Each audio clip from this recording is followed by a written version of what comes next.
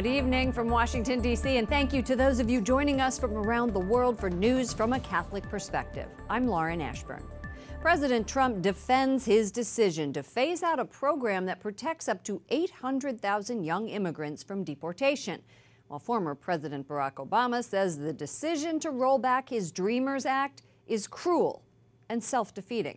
We have team coverage with reaction from Capitol Hill and protests nationwide. But first, correspondent Mark Irons is at the White House with the president's controversial decision. Good evening, Mark.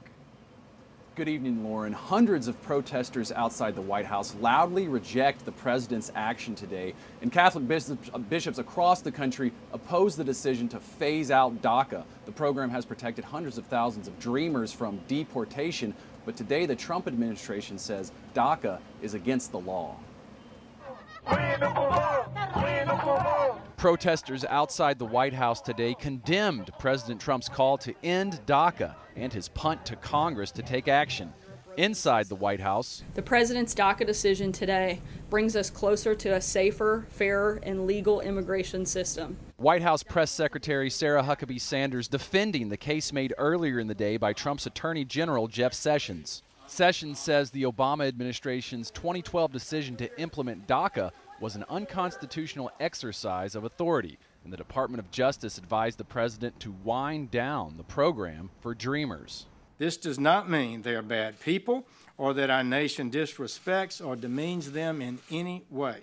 It means we are properly enforcing our laws. In a statement, President Trump says, "I do not favor punishing children, most of whom are now adults, for the actions of their parents. But we must also recognize that we are a nation of opportunity because we are a nation of laws." The Trump administration gives Congress 6 months to come up with a legislative fix to DACA before the government stops renewing permits for those covered by the program. Speaker Paul Ryan wants the House and Senate to craft a solution for Dreamers. The U.S. Conference of Catholic Bishops call the president's decision unacceptable, saying, "The cancellation of the DACA program is reprehensible. It causes unnecessary fear for DACA youth and their families." Ashley Feasley, the director of migration policy for the U.S. Bishops Conference, says it's critical that Congress take immediate action. The bishops are in support and solidarity with DACA youth. They see them every day in their parishes, and they're a really important part of America.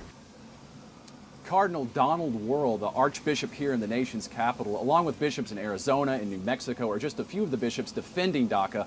White House Press Secretary Sarah Sanders does say it's a misconception that the end of DACA means that those in the program will soon be deported. Lauren. With all that's going on, the hurricane flood relief, the debt ceiling, tax reform, where does this rank on the president's list of priorities?